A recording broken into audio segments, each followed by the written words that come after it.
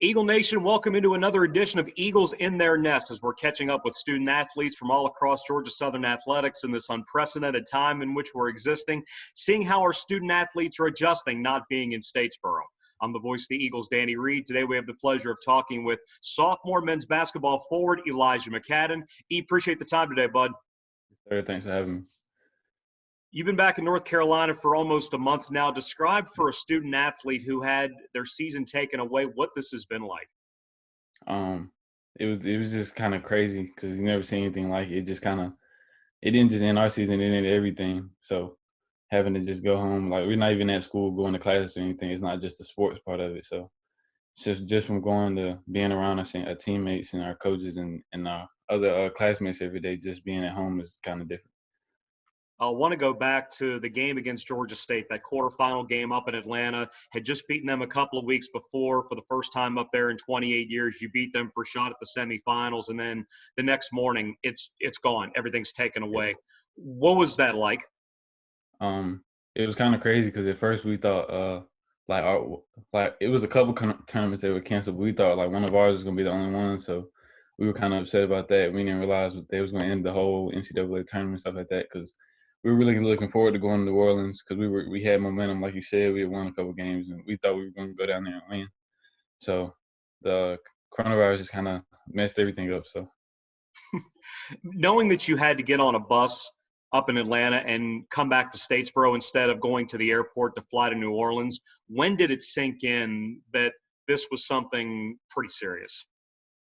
probably not till not really till they canceled the whole NCAA tournament, and then we left states. Most of the team had left Statesboro, went back home and stuff like that. So I didn't really, realize how serious it was when they first just canceled our tournament. When did you actually get to go back to North Carolina? I think we got back on Thursday. I went home Friday next day.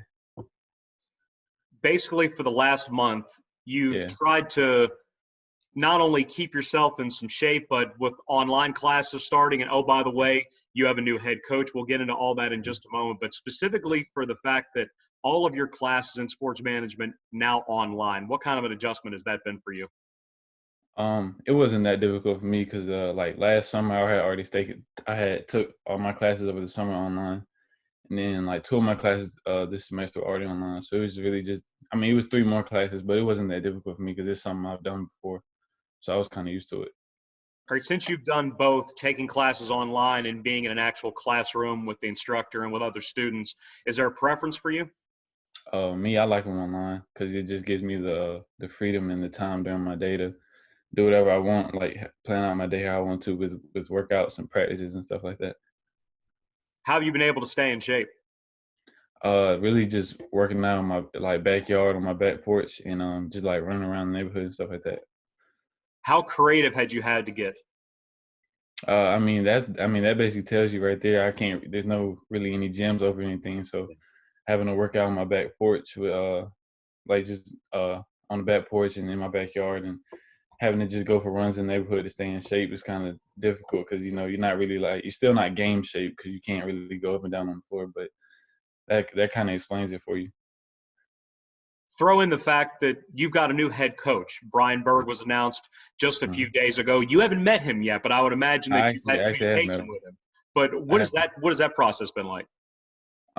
It's been different because we've had a new coach for a couple of weeks, and I actually did get down to Statesboro to meet him one time, but oh, good.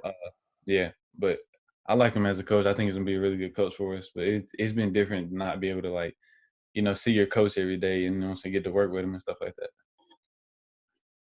What kind of communication has he had with you in regards to not only what the foreseeable future could be like, but about the kind of coach that he is?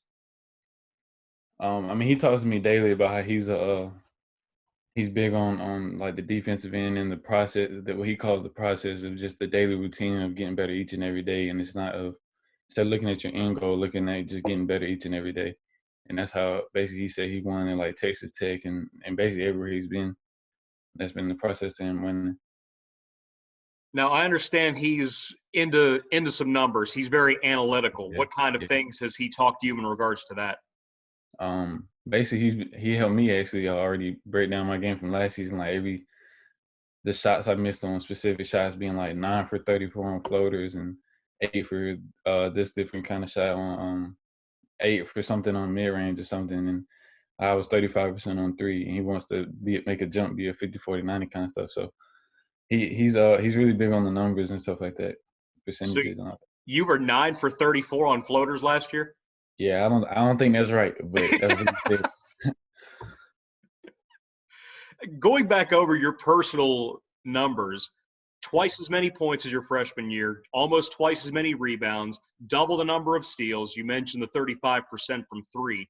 But from you being the one that played, where did you feel that you took the biggest step? The biggest step, I say, just I think it was just my confidence, really. Not really. I wouldn't say it's just shooting or just one specific skill set, but I think just my confidence taking a leap helped all those numbers you just said basically double. So I think my confidence was the biggest part, just knowing every night that if I play my game and be myself, then I'm gonna be all right. Since you've had to spend a whole lot of time inside, have you been binge watching anything? What has Elijah McCadden been watching to try to pass all this time? I actually just finished Money Heist yesterday. Okay. That's what I've been watching. But I think that's a pretty good show. I've been watching it, but I've been I want to watch Ozark and On My Block. So that's what's next on my list. With so much uncertainty surrounding all of this, how does someone in your position stay constantly focused?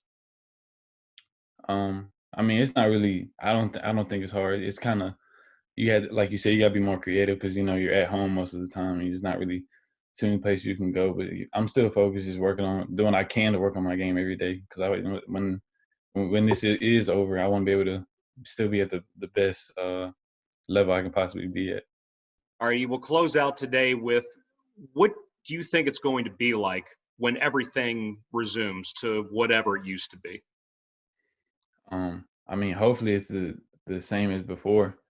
Getting back to being back on campus and at school and back in the with sports coming. Hopefully sports will come back soon and all that. So I think they'll have a good time watching the sports teams, the football teams, our basketball teams, everything.